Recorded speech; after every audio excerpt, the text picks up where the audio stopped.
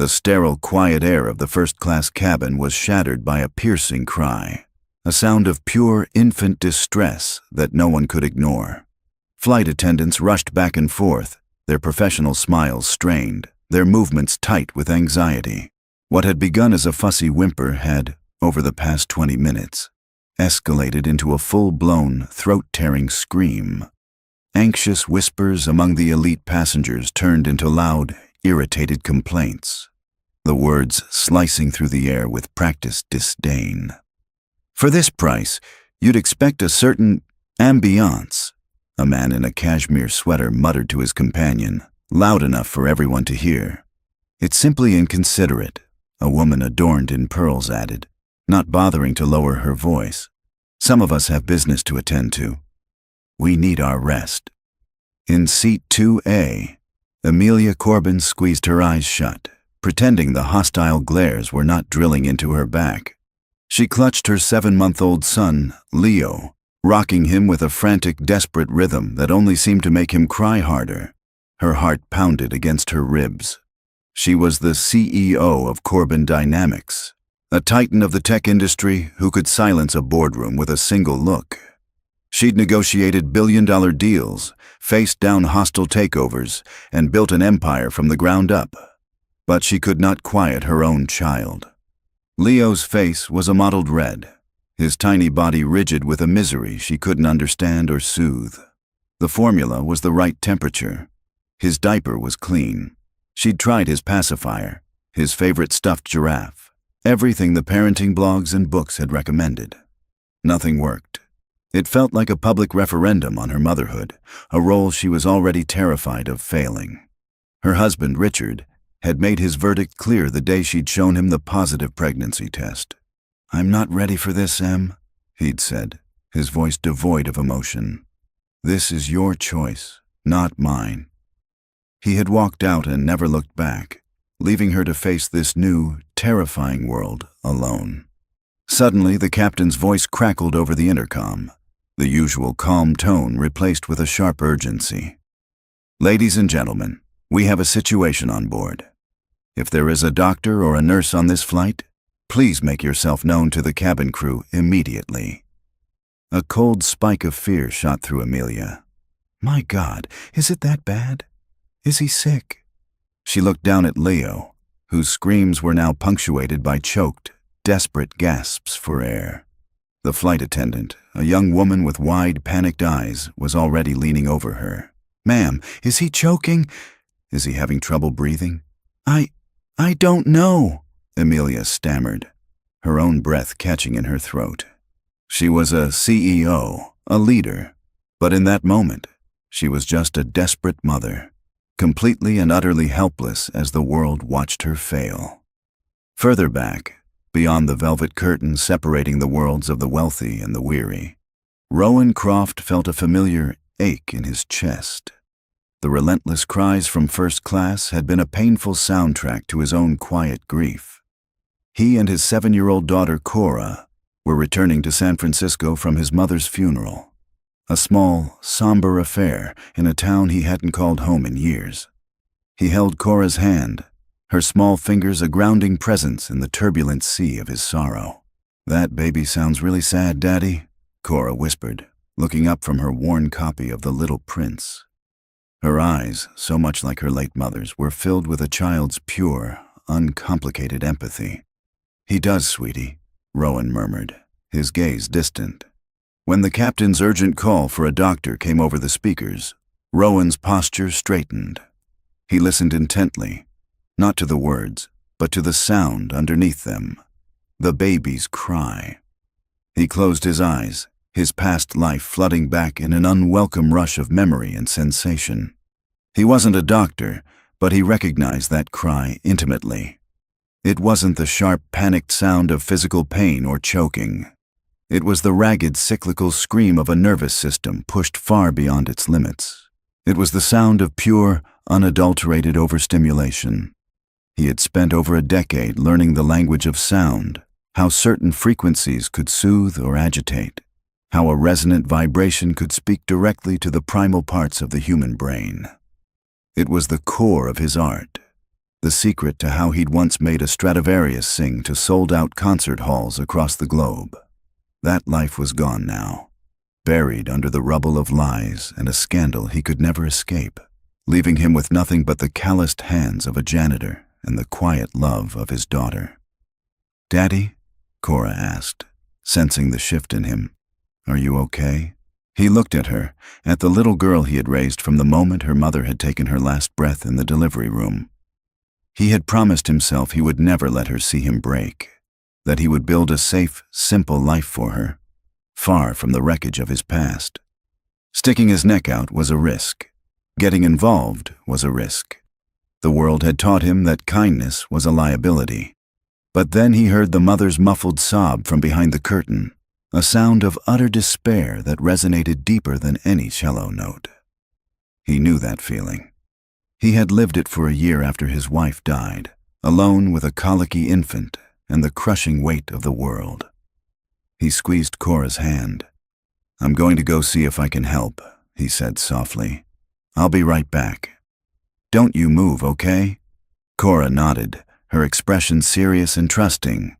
Rowan unbuckled his seatbelt and stood. The walk from economy felt like crossing a border into another country. He pushed past the velvet curtain and stepped into the spacious, hostile territory of first class. All eyes turned to him, his simple jeans and worn jacket a stark contrast to the tailored suits and designer labels. The judgment was palpable, a silent question of what this man from the back of the plane was doing here. He ignored them, his focus entirely on the scene in seat 2A. He saw the mother, her beautiful face streaked with tears, her expensive silk blouse rumpled. He saw the baby, flailing and screaming, and in her eyes he saw the reflection of his own darkest days. He approached slowly, calmly, his hands open at his sides. He stopped beside her seat and waited for her to look up. When she finally did, her eyes wide with a mixture of fear and exhaustion, he kept his voice low and steady. "Excuse me, ma'am," he said, his tone gentle but firm. "I know this is forward, but I might be able to help." Amelia looked up at the stranger, a fresh wave of humiliation washing over her. A man from economy, with kind eyes and worn-out cuffs, was witnessing her at her absolute lowest. Her first instinct, honed by years in the corporate world, was to dismiss him, to reassert control. "We have it handled," she started to say, the words automatic and defensive. A flight attendant rushed over, her expression a mix of relief and agitation. "Sir, I'm going to have to ask you to return to your seat." This is a first-class cabin, but Rowan didn't look at the flight attendant. His gaze remained on Amelia, calm and unwavering. It wasn't a look of pity, but of understanding. It was a look that said, "I've been where you are." That simple, unspoken empathy cut through Amelia's armor. She had been surrounded by people for the last hour, attendants, passengers, all offering useless advice or thinly veiled judgment. But this was the first time she hadn't felt completely alone. She held up a hand, silencing the flight attendant. "It's fine," she said, her voice raspy. She turned back to Rowan, suspicion and desperation warring within her. "What do you think you can do?" Rowan didn't offer a lengthy explanation or a list of credentials. He simply met her eyes and asked, "May I?" He gestured gently toward Leo, who was now arching his back, his screams turning into frantic, breathless shrieks. The question hung in the air, a simple request for trust in a moment where she had none left to give. For a long, tense second, she hesitated. Handing her child to a complete stranger on an airplane felt reckless, insane. But then Leo let out another cry, a sound so full of agony it felt like a physical blow. Her shoulders slumped in defeat. She nodded, a single, jerky motion. With a practiced ease that spoke of countless hours spent with an infant, Rowan gently lifted Leo from her arms. He didn't jiggle or bounce him.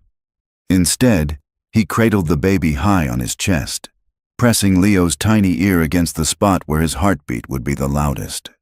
And then, he began to hum, It wasn't a lullaby or any discernible melody. It was a single, low-frequency note that seemed to vibrate through the very air in the cabin. The sound was impossibly deep and resonant, almost inhumanly steady, like the lowest note drawn from a cello, designed to bypass the ears and speak directly to the bones. Rowan closed his eyes, his body swaying in a slow, metronomic rhythm, a human anchor in a sea of chaos. The effect was instantaneous and profound.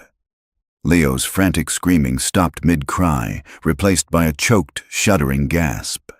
His rigid body, which had been fighting Amelia with all its might, went limp against Rowan's chest. The angry red flush on his cheeks began to fade. A few hiccuping sobs escaped his lips, then whimpers, and then silence. His eyelids fluttered, drooped, and then closed. Within 60 seconds, the baby who had terrorized the first-class cabin for the better part of an hour was sound asleep, a tiny fist clutching the fabric of Rowan's worn jacket. The silence that followed was deafening. Every passenger was frozen, their mouths agape. The man in the cashmere sweater stared, his snide expression replaced with one of pure disbelief. The flight attendant stood motionless in the aisle, looking at Rowan as if he had just performed an act of impossible magic. The only sound was the steady drone of the airplane's engines. Amelia stared, her mind unable to process what her eyes were seeing. She looked from her son's peaceful, sleeping face to the stranger holding him. It felt like a hallucination. She had used every tool in her considerable arsenal, wealth, power, intelligence, and had failed. This man, with his quiet confidence and a simple, resonant hum, had succeeded in seconds. Carefully, so as not to disturb the sleeping child, Rowan transferred Leo back into her arms, adjusting him so he was in the same position against her chest. "Keep him here," he whispered, his voice barely audible. "Let him feel your heartbeat. Just breathe slow and deep." Amelia took her son, her hands trembling. He felt heavier now, warm and pliant with sleep. She looked up at the man who had given her this impossible peace. The questions came out in a choked whisper. "Who are you?" He met her gaze, his expression unreadable. "My name is Rowan Croft." The name meant nothing to her, which only deepened the mystery. "What do you do, Rowan Croft?" she pressed, her voice regaining a fraction of its usual authority. "Are you some kind of doctor? A therapist?" A flicker of something, sadness perhaps, passed through his eyes before it was gone. He gave a small, self-deprecating smile. "No, ma'am," he said, the words quiet but clear. "I'm just a janitor." The word hung in the air between them, a stark, unbelievable contrast to the miracle she had just witnessed. A janitor? Her mind reeled. It didn't make sense. The grace in his movements, the profound understanding he possessed, it was impossible. Still trying to process this, she gestured to the empty seat beside her, a plush leather throne that cost more than a round-trip ticket for most people. "Stay," she said, the single word in order, a plea. "Please." "Sit." Rowan looked at the luxurious seat, then glanced back toward the velvet curtain. He gave a polite but firm shake of his head. "Thank you, but I can't," he said, his voice gentle but absolute. "My daughter is waiting for me." Without another word, he turned and walked away. He slipped back through the curtain, disappearing into the other world of economy class as quietly as he had arrived. He left behind a first-class cabin steeped in a stunned silence, and a CEO holding her sleeping son, her world completely upended. Her mind raced, the two irreconcilable facts echoing over and over again. Rowan Croft. A janitor. It was a puzzle she didn't understand, but one she knew, with every fiber of her being, she had to solve. For the remainder of the flight, an unnatural peace settled over the first-class cabin. Leo slept soundly against Amelia's chest, his breathing soft and even. The other passengers, shamed into silence by the quiet drama they had witnessed, kept to themselves. The flight attendants treated Amelia with a new, reverent deference, offering her water, warm blankets, and whispering apologies for the earlier disturbance. She accepted numbly, her mind 1,000 miles away. She couldn't work. The encrypted deal memos on her tablet seemed trivial, the urgent emails from her board of directors unimportant. Her entire focus had narrowed to the puzzle of Rowan Croft, a janitor. The word felt wrong in her mouth, a poorly chosen label for a man who possessed such an extraordinary gift. She replayed the encounter again and again. It wasn't just what he did. It was how he did it. The quiet confidence, the gentle authority, the complete absence of ego, and the deep, fleeting sadness in his eyes when she'd asked about his profession. It was a crack in a carefully constructed facade, a glimpse of a story he did not want to tell. Amelia Corbin had not gotten to where she was by accepting things at face value. She saw patterns where others saw chaos, found leverage in the smallest inconsistencies. Rowan Croft was the biggest inconsistency she had ever encountered. A man with the hands of a healer and the job title of a custodian. It was a contradiction that set every analytical part of her brain on fire. Gratitude was part of what she felt, a deep, overwhelming wave of it. But her curiosity was a far more powerful, motivating force. She wasn't just grateful to the man who had helped her. She was consumed by the need to understand him. Back in seat 23C, Rowan slid back into the narrow seat beside his daughter. The scent of recycled air and cheap coffee was a grounding, familiar reality after the perfumed luxury of first class. "Did you help the baby, Daddy?" Cora asked, not even looking up from her book.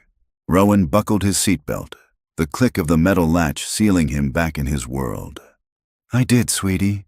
"He's sleeping now. You have a magic voice," Cora said matter-of-factly, "like you used to use on your big violin." The casual innocence of her words was a punch to the gut. Big violin. That's what she'd called his cello the last time she'd seen it, before he'd sold it to pay for his mother's medical bills. Before that, it was the thing that had defined him. Now it was just a ghost, a memory that Cora thankfully was too young to fully grasp. He'd spent 7 years building a wall around that part of his life, brick by painful brick. His brief performance in first class had felt like taking a sledgehammer to it. He had exposed himself, and for what? To help a stranger? It felt both necessary and incredibly foolish. He looked out the window at the endless expanse of clouds. He was just a janitor. It was a safe, anonymous life. No one looked twice at the man who emptied the trash cans and mopped the floors. There were no critics, no rivals, no blinding spotlights. It was a life of shadows, and shadows were safe. He prayed his momentary lapse in judgment wouldn't let the light back in. When the plane finally began its descent into San Francisco, a nervous energy buzzed through the cabin. Amelia felt a pang of regret. Leo was still asleep. And soon, the spell would be broken. The man who had helped her would disappear into the anonymity of the crowd. As the seatbelt sign dinged off upon landing, the frenetic energy of life on the ground resumed. Her phone buzzed to life with a dozen messages. Her driver had texted. Her assistant was asking about the schedule for tomorrow's meeting. As a first-class passenger, she was one of the first to deplane. She walked down the jet bridge, her movements slow and deliberate, her eyes scanning the river of people flowing from the back of the aircraft. For a moment, she considered waiting, finding him to offer a proper thank you, maybe press a $100 bill into his hand. But the thought felt cheap, insulting. What was the right way to thank a man who had performed a miracle? Her driver, a stoic man named George, was waiting for her just past the gate, holding a sign with her name on it. He took her bags, and her personal assistant's voice was already buzzing in her ear through her AirPods, rattling off a list of tasks and appointments. Amelia was swept back into the current of her life, a world of relentless efficiency and forward momentum. But as she was being guided toward the private exit for black car services, she saw them. Across the bustling terminal, standing in the long, snaking line for public taxis, were Rowan and Cora. He held a single scuffed suitcase in one hand and Cora's small hand in the other. He leaned down to listen as Cora pointed excitedly at a large advertisement on the wall. They looked so ordinary, so self-contained, a tiny island of quiet dignity in an ocean of noise and haste. The image burned itself into her mind. Her world of private drivers and velvet ropes, his of public lines and a single suitcase. The moment she slid into the cool leather interior of the town car, she pulled out her phone. Her assistant was still talking. "Clara," Amelia interrupted, her voice sharp and clear. "Yes, Miss Corbin? Cancel my 4 o'clock, and I have a job for you. It's a priority, of course. What do you need?" Amelia looked at Leo, sleeping peacefully in the state-of-the-art car seat that had been waiting for him. Then she looked out the window as the skyline of San Francisco slid into view. She was back in her element, a place where information was power and anything could be bought or found. "I need you to find someone," she said, her tone leaving no room for questions. "His name is Rowan Croft. He was on my flight. He told me he's a janitor. Find everything, Clara. His address, his work history, where he went to school. I want to know who he really is." The taxi ride from SFO was a quiet one. Cora, exhausted from the travel and the emotional weight of the past few days, rested her head against Rowan's shoulder and watched the city lights blur into streaks of gold and red. Their apartment was on the 3rd floor of a modest building in the outer Richmond, a neighborhood where the fog rolled in thick and the sound of the distant foghorn was a constant, comforting companion. It was small, with 2 tiny bedrooms and a living room that smelled of old books and the lemon polish Rowan used on the floors. But it was meticulously clean and filled with a warmth that had nothing to do with the rattling old heater in the corner.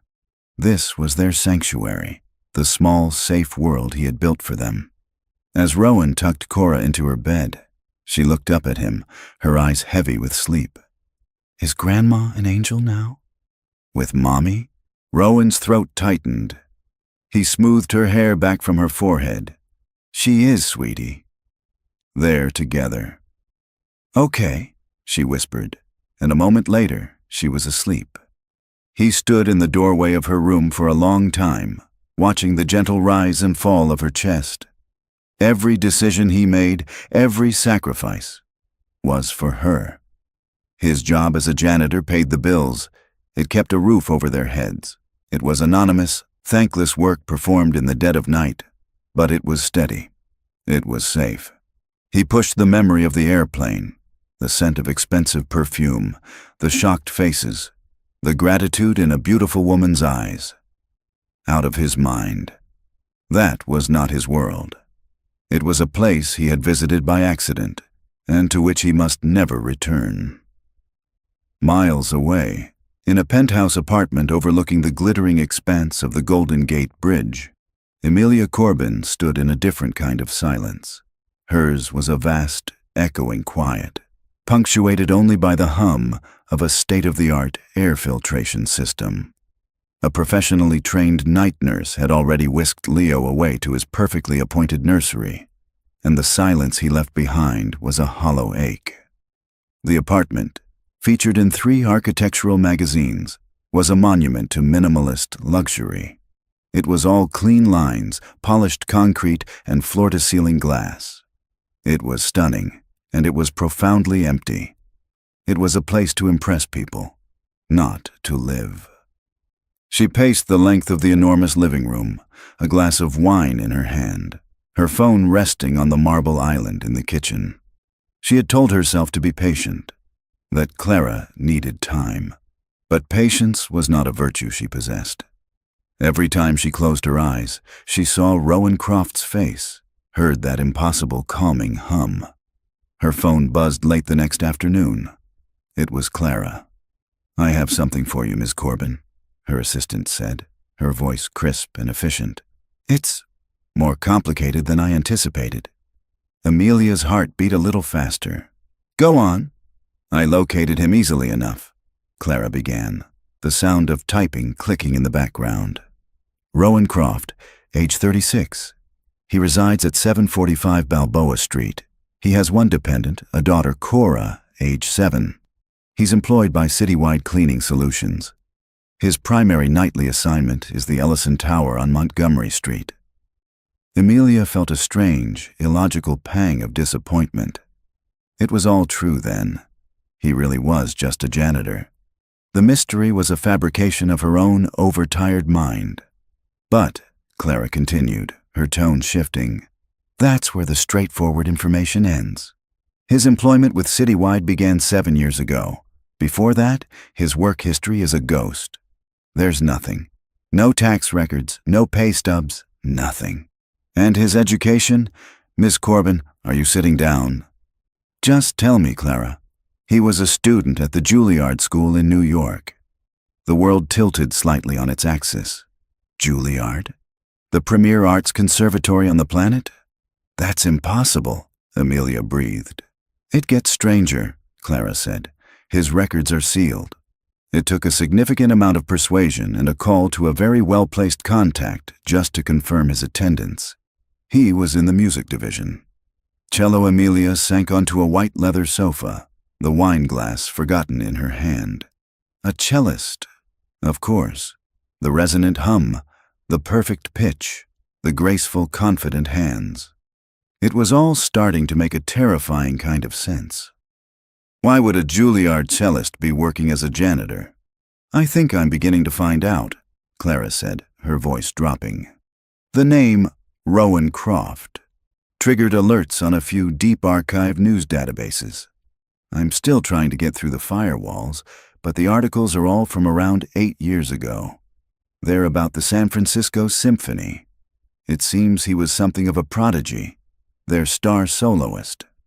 The articles mention him frequently, often in the same breath as the orchestra's principal cellist at the time, a man named Dorian Metzger. A star soloist. The words hung in the air, electric and unbelievable. He hadn't just been a musician. He'd been brilliant. What could have happened to cause such a catastrophic fall from grace? Get me those articles, Clara, Amelia commanded, her mind racing, piecing together the fragments. I don't care what it costs or what you have to do. I want to read them. I'm already on it. But Miss Corbin, there's a lot of digital noise around his name from that period. Accusations, a major public scandal. It's messy. I don't care about messy, Amelia said, a new, unshakable resolve hardening in her voice. This was no longer just about solving a puzzle. This was about the profound injustice of it all. A man with that much talent, that much grace, was emptying trash cans in a skyscraper downtown while she was... What? Arguing about shareholder dividends? She needed to see him again. Not just to thank him, but to understand. Showing up at his apartment was out of the question. It would be an invasion, a power play. But his work, the Ellison Tower, an idea, bold and direct, began to form in her mind. Clara, she said, her voice now cool and decisive. Forget the articles for a moment. I have a more urgent task. Find out who is leasing the top floor of the Ellison Tower. I don't care who it is. Find out if the lease is ending soon. If it isn't, find out how much it would cost to buy them out of it. There was a pause on the other end of the line. The first time in 5 years Amelia had ever heard her assistant hesitate. Miss Corbin? You heard me, Amelia said, standing up and walking toward the vast window overlooking the city. Corbin Dynamics is looking for a new satellite office. 2 weeks later, Amelia Corbin stood in the empty, cavernous space of the 48th floor of the Ellison Tower. The scent of fresh paint and new carpet hung in the air. Below her, the lights of San Francisco sprawled out like a blanket of fallen stars. It was a prime piece of corporate real estate with a breathtaking view, a strategic acquisition by any measure. It was also a ridiculously expensive, completely unnecessary, and meticulously engineered excuse. Clara, a master of corporate warfare, had executed her orders with ruthless precision. The previous tenants, a struggling hedge fund, were bought out of their lease in a deal so swift and generous they didn't know what hit them. Corbin Dynamics' new satellite office was officially hers. She had spent the afternoon there, going through the motions with a team of architects and designers, discussing glass walls and open-concept workflows. All the while, a nervous electric energy coursed through her veins. She had sent them all home hours ago. Now she was alone, waiting. Down in the building's sub-basement, Rowan Croft clocked in for his shift. The familiar rhythm of his routine was a comfort. He changed into the simple gray uniform of citywide cleaning solutions. The familiar weight of the key ring on his belt a grounding presence. He breathed in the acrid smell of industrial-strength disinfectant, a scent that had replaced the sweet, woody aroma of rosin and aged varnish from his past life. He was invisible here, a ghost who haunted the building after the important people had gone home, and that's the way he liked it. He started his rounds on the ground floor and worked his way up. Each floor was a silent, orderly tomb of cubicles and conference rooms. He emptied trash cans filled with crumpled reports and discarded coffee cups, wiped down surfaces, and vacuumed the plush carpets, his movements economical and practiced. By the time he reached the top floors, it was well past 10 o'clock. He knew the 48th floor was newly leased. The work order simply said to do a light pass-through. The elevator doors opened onto a vast, dark space.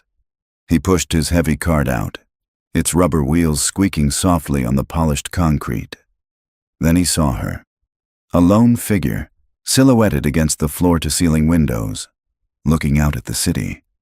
He froze. His heart hammered against his ribs. It was her, the woman from the plane, here, in his building.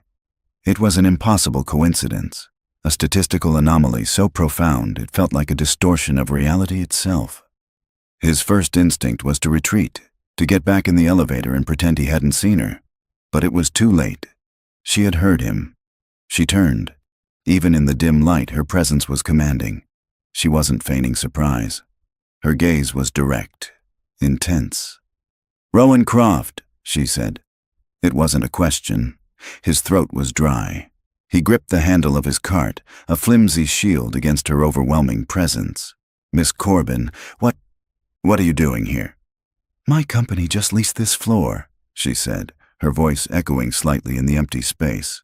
It was a plausible lie, delivered with the practiced ease of a CEO.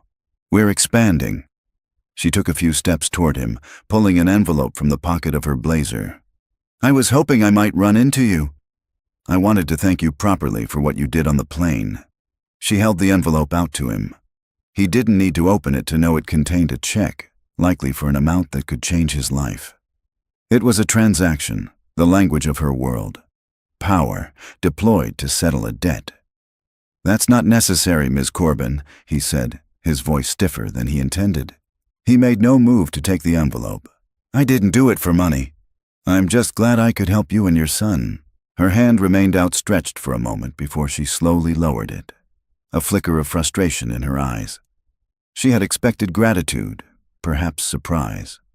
His polite refusal had thrown her off script. She changed her approach. "My assistant is very thorough," she said, her tone shifting from appreciative to probing. "She's good at finding things that are misplaced. She told me you attended Juilliard." The words hit him like a physical blow. The air crackled with a sudden, palpable tension. The friendly, humble janitor vanished, replaced by a man with cold eyes and a defensive posture. He felt exposed, violated. This powerful, wealthy woman had dug into his life, unearthing the very thing he had worked so hard to keep buried. "That was a long time ago," he said, his voice flat and hard. He turned and began to push his cart toward the far side of the office. "If you'll excuse me, I have work to do." "A cellist," she pressed, walking after him, unwilling to let it go. "You were a star soloist with the symphony. What happened, Rowan? A man with your kind of talent doesn't just end up—" She trailed off, realizing too late how insulting her words sounded. He stopped, his back still to her. His hands were clenched white-knuckled on the cart's handle. "Ends up what, Miss Corbin?" he asked, his voice dangerously quiet. Pushing a mop? Is that what you were going to say? He turned to face her, and for the first time, she saw the raw anger and pain he kept so carefully hidden. "You have no right," he said, his voice low and shaking with fury. "You have no right to dig through my life because I helped you with your baby. My past is not some puzzle for a bored CEO to solve. It's my life." Amelia flinched. He was right. She had overplayed her hand, treating him like a hostile acquisition, a problem to be analyzed and solved. Seeing the deep wound she had just torn open, she instantly regretted her aggressive tactics. Her voice softened, losing its interrogator's edge. "You're right," she said, the admission costing her more than she expected. "I'm sorry. It's just, what you did on that plane was extraordinary. The way you created that sound, it was beautiful. A talent like that is a gift.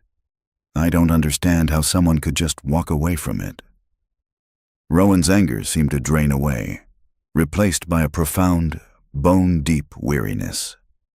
He looked at her, then around the vast, empty floor, a monument to the kind of power and ambition that had once destroyed him. The fight was gone from his eyes, leaving only that familiar sadness she had seen on the plane. He pushed his cart toward the exit, pausing at the door.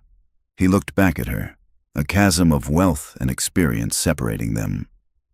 "Some things, once they're broken, can't be fixed, Miss Corbin," he said, his voice barely a whisper.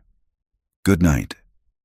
He stepped out, the door closing with a soft hiss behind him, leaving her completely alone in the echoing silence of the 48th floor.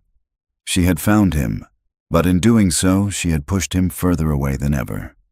Amelia stood alone in the dark, cavernous office for a long time, the silence pressing in on her. Rowan's final words echoed in the space, a quiet, devastating verdict. Some things, once they're broken, can't be fixed.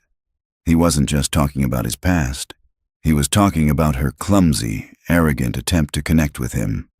She had treated him like a corporate mystery, a problem to be solved with pressure and resources, and in doing so, she had confirmed his worst assumptions about her and the world she represented. She was used to getting what she wanted. When a negotiation stalled, she applied more pressure. When a rival blocked her path, she found a way to go over, under, or straight through them. But Rowan Croft wasn't a rival. He was a man who had shown her a moment of profound, selfless kindness, and she had repaid him by treating his life's greatest trauma like a fascinating case study. For the first time in a very long time, Amelia felt a deep, unfamiliar pang of shame. Her methods had failed. She needed a new strategy. The next morning, a secure encrypted file arrived in her inbox from Clara. The subject line was simple: RC Archives. Amelia cleared her schedule for the rest of the day, locked her office door, and told her staff she was not to be disturbed. For the next 3 hours, she read. The articles, pulled from the digital archives of half a dozen newspapers and magazines, painted a brutal and convincing narrative. 8 years ago, Rowan Croft was the toast of the classical music world, a once-in-a-generation talent, poised to become the youngest principal cellist in the San Francisco Symphony's history. He was the charismatic, brilliant prodigy, and Dorian Metzger was the established, respected, but less dazzling principal he was set to upstage. The scandal erupted just 2 weeks before the prestigious International Cello Festival, an event where both men were scheduled to perform. The story broke in a salacious arts gossip column. Dorian Metzger's priceless 17th-century cello had been vandalized. A corrosive chemical agent had been applied to the strings, eating through them and, more tragically, seeping into the instrument's delicate varnish, causing thousands of dollars in damage and rendering it unplayable for the competition. The narrative quickly zeroed in on Rowan. Anonymous sources from within the orchestra began to leak stories to the press, painting a portrait of a fiercely ambitious and emotionally unstable young man who was resentful of Metzger's seniority.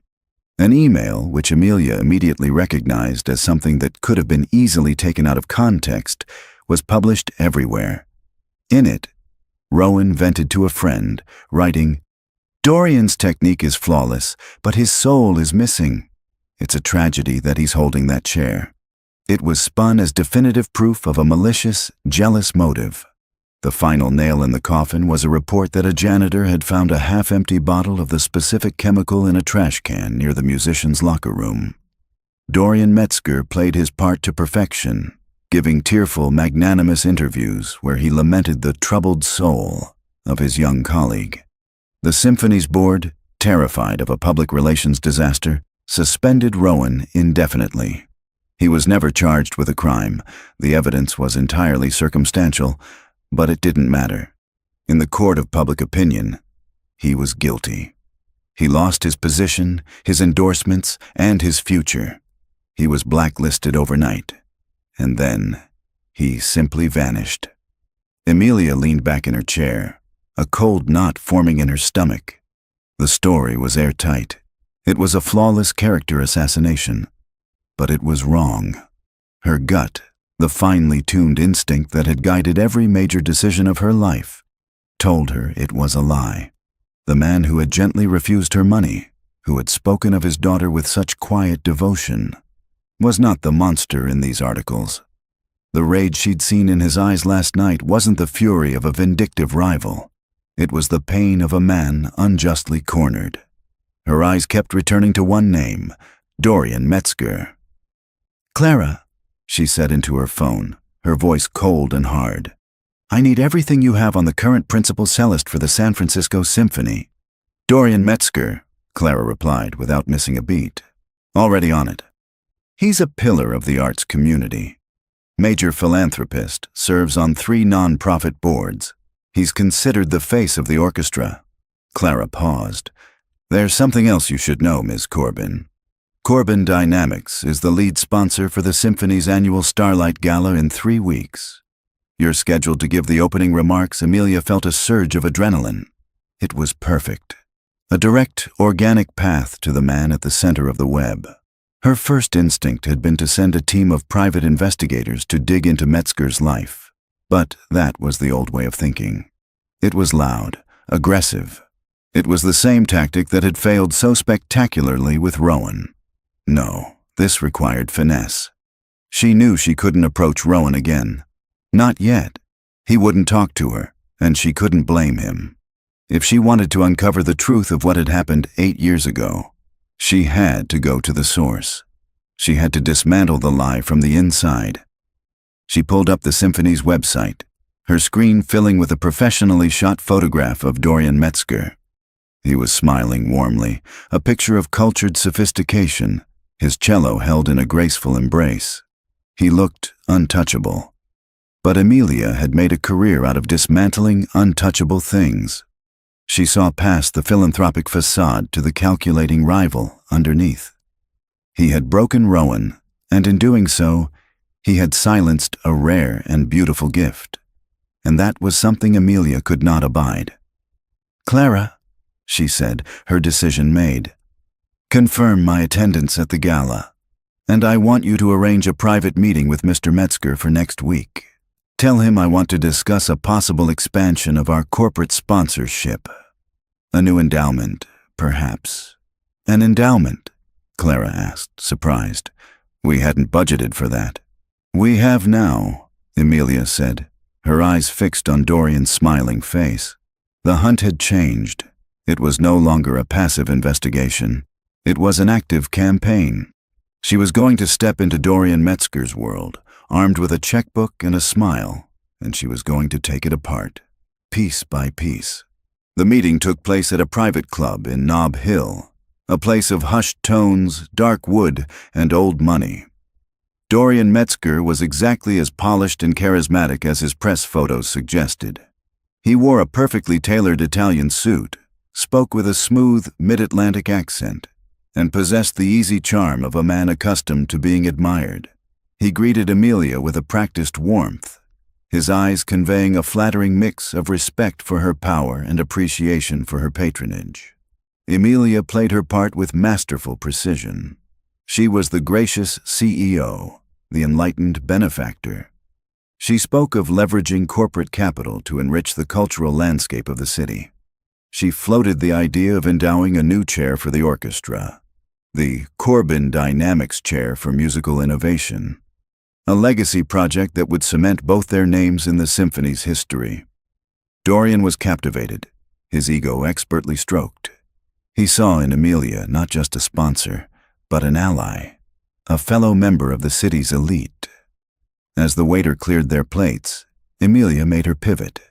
She swirled the wine in her glass, her expression thoughtful. "In considering this endowment, I've been doing some research into the symphony's history," she said, her tone casual. "Looking for patterns of excellence to invest in. I came across the most fascinating story about a young cellist from about 8, maybe 9 years ago." She paused, letting the silence hang for a beat before she delivered the name like a surgical strike. Rowan Croft.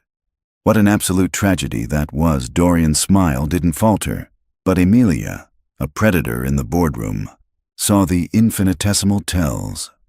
A slight tightening around his eyes, the way his fingers momentarily stopped their drumming on the tablecloth.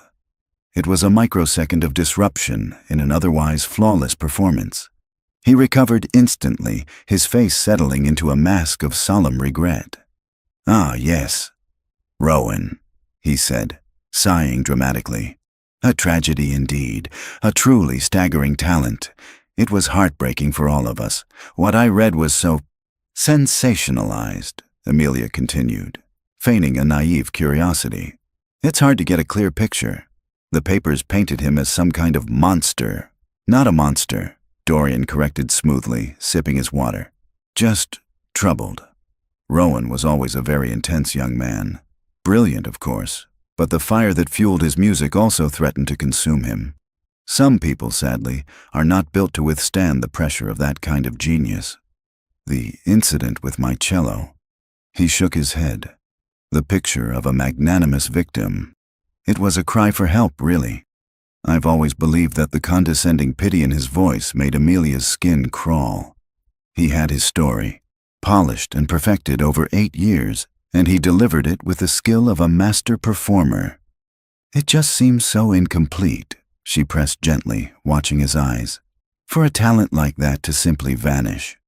To go from Juilliard and the symphony stage to nothing. It feels like a piece of the story is missing." Dorian placed his napkin on the table, his movements deliberate. He leaned forward, his voice dropping to a conspiratorial, cautionary tone. "Ms. Corbin, if I may be frank, you're a very powerful woman, and I can see you have a compassionate heart, but Rowan's story is a dark one. The official version is, shall we say, the sanitized version. It was a mercy, in a way, that his career ended when it did, for his own good and for the safety of those around him. A man that unstable, who knows what might have happened otherwise. It was a veiled threat, a subtle warning. Stay away. This man is dangerous. He was trying to poison her perception of Rowan, just as he had done with the public 8 years ago." Amelia offered a thoughtful, non-committal nod, allowing him to believe he had succeeded. That night, in the echoing silence of the Ellison Tower, Rowan pushed his mop across the gleaming marble floor of the lobby. He moved with a heavy, leaden rhythm. His encounter with Amelia had unsettled him more than he wanted to admit. It had cracked the seal on a part of his life he had locked away, and memories were now seeping through like floodwater. He felt exposed, his quiet, anonymous world no longer a reliable shelter. Every time an elevator door opened, he half expected to see her standing there, ready to ask more questions he couldn't answer. He just wanted to be left alone, to do his job and go home to his daughter. The meeting with Dorian ended with handshakes and promises to continue their discussion. "I'm so looking forward to the Starlight Gala," Amelia said as they parted, her smile bright and unwavering. "We must speak more then." Back in her car, the mask of the gracious benefactor fell away. She knew, with absolute certainty, that Dorian Metzger was lying. His performance had been too smooth, his warnings too carefully crafted. He was hiding something, Now she had to find a way to rattle his cage, to force a mistake. And she knew just how to do it. She made a call to Clara. "I need you to do something for me. Send a formal invitation to the Starlight Gala to Mr. Rowan Croft at his home address, hand-delivered, and I want to sign the card myself." The following morning, Rowan arrived home as the sun was beginning to rise, the physical exhaustion of his shift a welcome distraction from the turmoil in his mind. He walked up the 3 flights of stairs to his apartment, his body aching. As he fumbled for his keys, he saw it. Propped against his door was a thick, impossibly elegant cream-colored envelope. His name and address were written across the front in a graceful, flowing script. It bore the crest of the San Francisco Symphony. His hands trembled slightly as he tore it open. Inside was a heavy, embossed invitation to the Starlight Gala, the Symphony's most exclusive and high-profile event of the year. It was an invitation to the very heart of the world that had cast him out. Tucked inside was a small, personal note card, embossed with the logo of Corbin Dynamics. The message was short, written in a bold, confident hand. "Mr. Croft, I believe you belong here. I've included a ticket for your daughter as well, Amelia Corbin." He stared at the invitation, his heart pounding a frantic, panicked rhythm in his chest. It was a ticket to his own personal hell, a summons back to the scene of his execution, and it had been sent by the one woman he couldn't seem to escape. For 2 days, the embossed invitation sat on Rowan's small kitchen table, a declaration of war on the quiet life he had so carefully constructed. His first impulse was to rip it into 100 pieces, to burn it and scatter the ashes. The thought of walking into that hall, of facing the symphony of whispers and pitying looks from people who had once called him a friend, was physically nauseating. He would be a ghost at the feast, a walking scandal. And to see Dorian Metzger smiling and triumphant in the heart of it all, it was unthinkable. He was furious with Amelia. This wasn't a kindness, it was a provocation. She was using her power to force his hand, to drag him back into the light so she could satisfy her own curiosity. He resented her for it, for her inability to simply leave him alone. He was composing an angry, polite refusal in his head when Cora came home from school. She spotted the invitation immediately, her eyes widening at the gold crest and elegant script. "Ooh, what's that?" she asked, tracing the raised lettering with her small finger. "It's nothing, sweetie. Just junk mail," Rowan said quickly, moving to sweep it into the bin. But Cora was too fast. She picked it up, her brow furrowed in concentration as she tried to sound out the words. "Starlight Gala," she read slowly. "Is it a party, Daddy? A party for a king and a queen?" "Something like that," he said, his voice tight. "Can we go?" she asked, her voice alight with a hope that was so pure it hurt him to hear it. "Will there be ladies in big, puffy dresses? And music, like in the movies?" He looked at his daughter, who had never been to a real party, whose nicest dress was the simple black one she had just worn to her grandmother's funeral. Her life was filled with love, but it was a small, quiet life, devoid of the magic and sparkle that every child deserved to experience at least once. He saw the invitation not through his own eyes, clouded with fear and trauma, but through hers. To her, it wasn't a summons to his past. It was a ticket to a fairy tale. His anger at Amelia began to recede, replaced by a painful, warring conflict.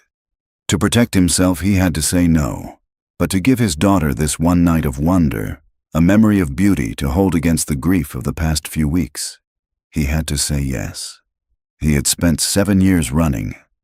Maybe it was time to stand still, just for one night. For her. "Okay, sweetie," he heard himself say, the words feeling foreign in his mouth. "We'll go." The preparations were a surreal, poignant exercise. His old tuxedo had been sold long ago. He rented one from a dusty shop downtown, a garment that smelled of mothballs and a dozen other men's fleeting celebrations. It was a passable fit, but it felt like a costume. For Cora, he found a deep blue velvet dress at a second-hand boutique, a small treasure hidden among racks of discarded clothes. When she put it on and twirled in front of their small living room mirror, her face radiant with joy, he knew he had made the right decision. As he adjusted his own bow tie that evening, he stared at his reflection. The man looking back at him was a stranger, a ghost of the confident, celebrated musician he used to be, trapped in the tired body of a janitor. The fear was still there, a cold knot in his stomach, but beneath it was something else, something he hadn't felt in years, a flicker of defiance. The Starlight Gala was a tidal wave of opulence. The grand foyer of Davies Symphony Hall glittered under the light of a dozen massive chandeliers. A sea of designer gowns and bespoke tuxedos flowed over the marble floors.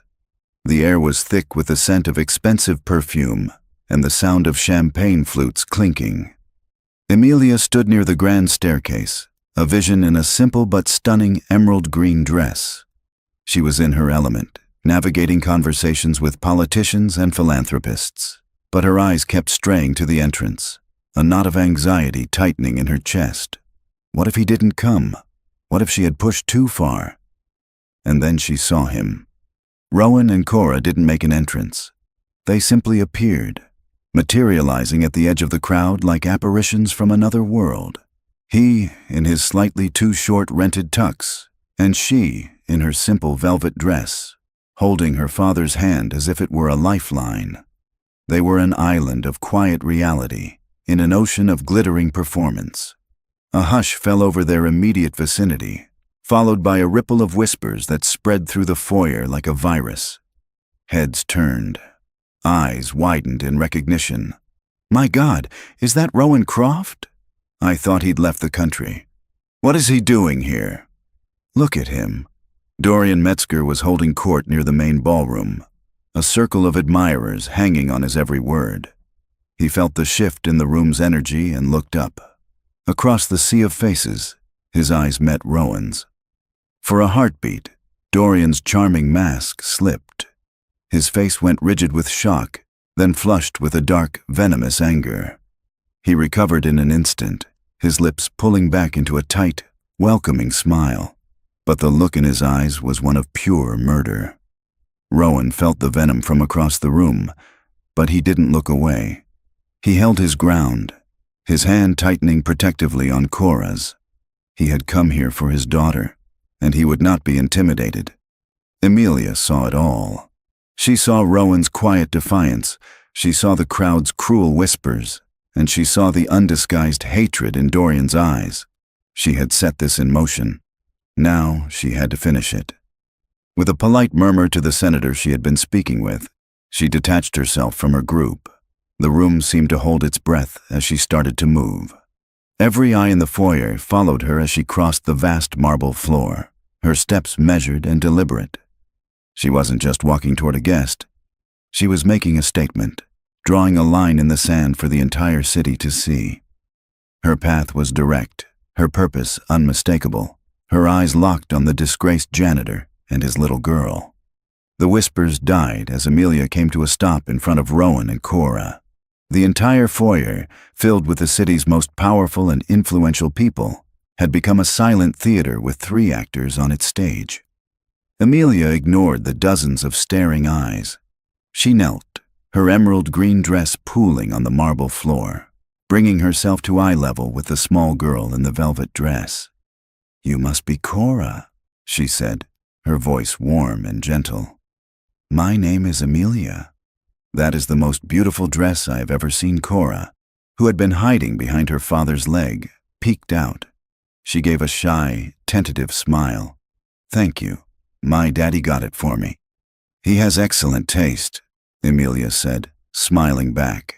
Then she rose to her full height and finally looked at Rowan. The noise of the crowd, the weight of their judgment, all of it seemed to fade away. In her eyes, he saw a potent mixture of apology for putting him in this position, and a fierce, unwavering admiration that he had found the courage to come. "Rowan," she said, her voice soft but clear. "Thank you for being here." Before he could answer, a smooth, booming voice cut through the air. "Rowan!" My dear boy. What a wonderful surprise. Dorian Metzger glided toward them, his public smile plastered on his face. He was the gracious host, the benevolent king welcoming a long-lost subject back to the court. He extended a hand to Rowan, an act of performative forgiveness for all to see. It's been too long. And Miss Corbin, I see you've met our former colleague. Rowan ignored the offered hand. Amelia stepped slightly forward, positioning herself between the two men. Mr. Metzger, she said, her voice cool and pleasant. Yes, Mr. Croft and I are acquainted. In fact, I was just thinking how much Corbin Dynamics believes in second chances, and in correcting past mistakes. The veiled warning was unmistakable. Dorian's smile tightened. He turned his attention back to Rowan, his voice dripping with condescension. We've all missed your talent, of course. I do trust you've been keeping well? The question was a poisoned dart, designed to remind everyone of Rowan's supposed instability. Rowan felt Cora squeeze his hand, and it grounded him. He looked directly at the man who had destroyed his life, not with the anger he had harbored for years, but with a quiet, unshakable peace he hadn't known he possessed.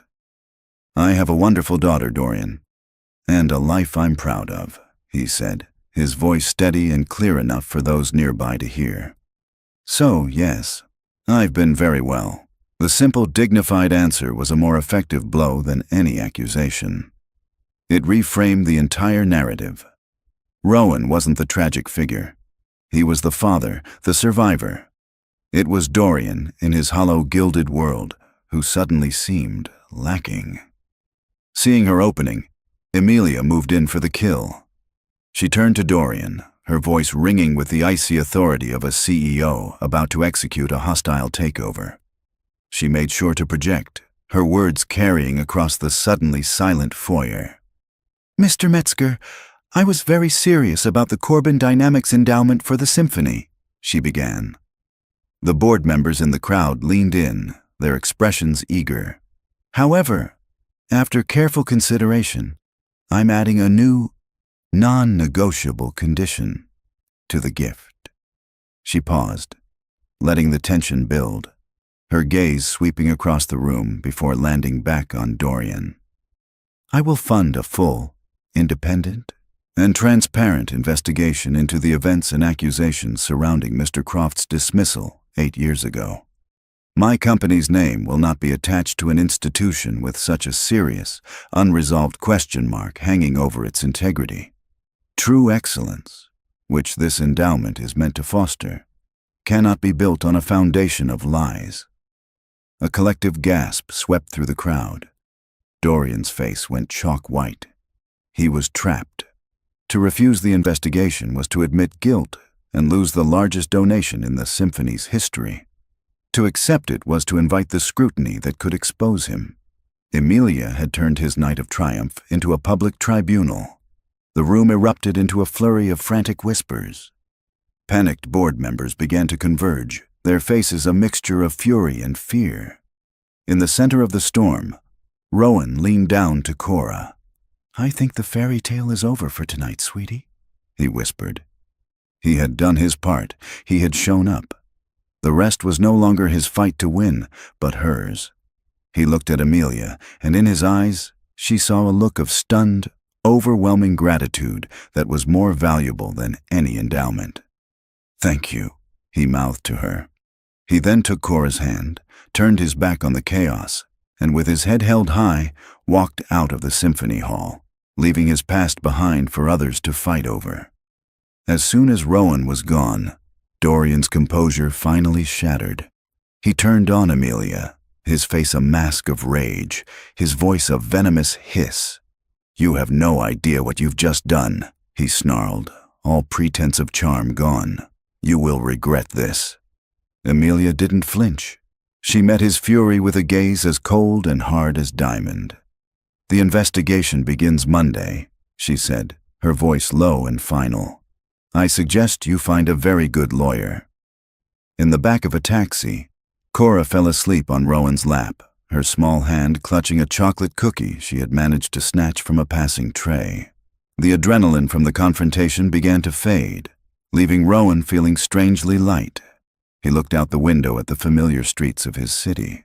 But they looked different now. For 7 years, he had been a ghost, haunted by the injustice of his past. Tonight, someone had finally seen him. Someone had believed him. He didn't know what would happen next, what horrors an investigation would dredge up. But for the first time since he had lost everything, the suffocating weight on his chest had begun to lift. He felt a terrifying, unfamiliar flicker of hope. The weeks following the Starlight Gala were a whirlwind of quiet, brutal efficiency. Amelia's investigation team, a formidable group of forensic accountants and former federal investigators, descended on the symphony's 8-year-old records. They unearthed a digital trail Dorian Metzger had believed long buried. Encrypted emails to the gossip columnist who first broke the story. Archived financial statements showing a large, unexplained cash transfer to a recently retired orchestra member. And most damning of all, a sworn affidavit from a former stagehand who admitted to planting the chemical bottle near Rowan's locker in exchange for a promotion. The lie, so carefully constructed, crumbled under the weight of unrelenting truth. Dorian's downfall was as swift and public as Rowan's had been. The story was a media firestorm. The hero of the arts community was revealed as a vindictive fraud. He was fired by the symphony's board, stripped of his philanthropic titles, and faced a barrage of lawsuits. Justice, served cold after 8 long years, was absolute. In a desperate act of damage control, the symphony's chairman called a press conference. He offered a profound public apology to Rowan Croft and, in a grand gesture of restitution, formally offered him his old position back, star soloist and principal cellist of the San Francisco Symphony. The world that had been stolen from him was handed back on a silver platter. A week later, Amelia found herself standing outside Rowan's apartment building, a place far from her world of penthouses and private clubs. She wasn't there as a CEO or a benefactor. She was there as a woman who had set a revolution in motion and needed to see the man at the center of it. She knocked, her heart beating with an unfamiliar nervousness. Rowan opened the door. He wasn't celebrating. The apartment was quiet, save for the soft sound of Cora practicing piano scales in the other room. He looked tired, but the deep, weary sadness in his eyes was gone, replaced by a quiet clarity. "I heard the news," she said softly. "Congratulations." I guess he smiled, a genuine, easy smile, and stepped aside to let her in. "Thank you, Amelia." For everything, they sat in his small, comfortable living room. "So," she began, unable to hold back the question, "when is your first performance back?" Rowan looked around the room, at the walls covered in Cora's crayon drawings, at the worn but beloved armchair in the corner. "I'm not going back," he said simply. Amelia was stunned into silence. "What?" "But they offered you everything. Your name is cleared." "You won, did I?" he mused, his gaze distant. "You know, for 7 years I dreamed of the moment my name would be cleared. I imagined it would feel like this huge, triumphant victory.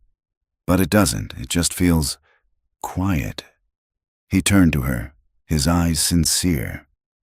"That world, Amelia, the pressure, the politics, the endless travel, it almost broke me once. I can't put my daughter through that. I can't become that man again. Then what will you do?" she asked, her voice barely a whisper. "The Bayview Community Music Center offered me a job," he said, a spark of genuine excitement in his eyes. "Teaching cello and music theory to kids in the neighborhood.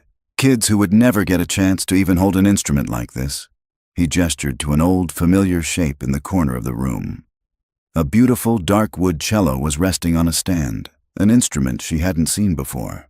"I bought it back," he said, answering her unspoken question.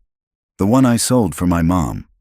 Amelia looked at him, at this man who had been offered the world and had chosen a small classroom in a struggling neighborhood instead.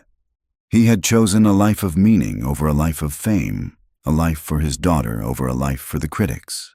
It was the single most powerful, most admirable decision she had ever witnessed. "That," she said, her voice thick with emotion, "is the most incredible thing I've ever heard." He moved to sit beside her on the small sofa. "You did this, you know," he said, his voice low. "You didn't just give me back my name. You gave me the freedom to choose what I do with it." He reached out and took her hand, his fingers warm and strong around hers. The space between them, once filled with secrets and suspicion, was now clear. "You saw me, Emilia. When I was just the janitor, I saw you from the very beginning," she replied, her fingers lacing with his. 1 year later, they stood on a bluff overlooking the Pacific Ocean, surrounded by a small group of friends. Rowan, in a simple dark suit, watched as Cora and a toddling Leo, dressed as a flower girl and ring bearer, walked hand in hand down a makeshift aisle of scattered rose petals. Emilia, in a stunning but simple white dress, met him at the altar. They weren't the CEO and the cellist. They were just Em and Rowan, two single parents who had found their missing piece in the most unlikely of places. Their life together was a beautiful, chaotic symphony. Emilia was still a powerhouse CEO, but now she left work at 5 o'clock to be home for dinner. She traded corporate galas for community recitals, her proud applause the loudest in the auditorium. Rowan was a beloved teacher, his passion for music now igniting sparks in a new generation. And their home, a warm, sprawling house with a big backyard, was always filled with the sound of Cora's piano, Leo's happy shrieks, and the rich, soulful voice of Rowan's cello, which he now played only for his family.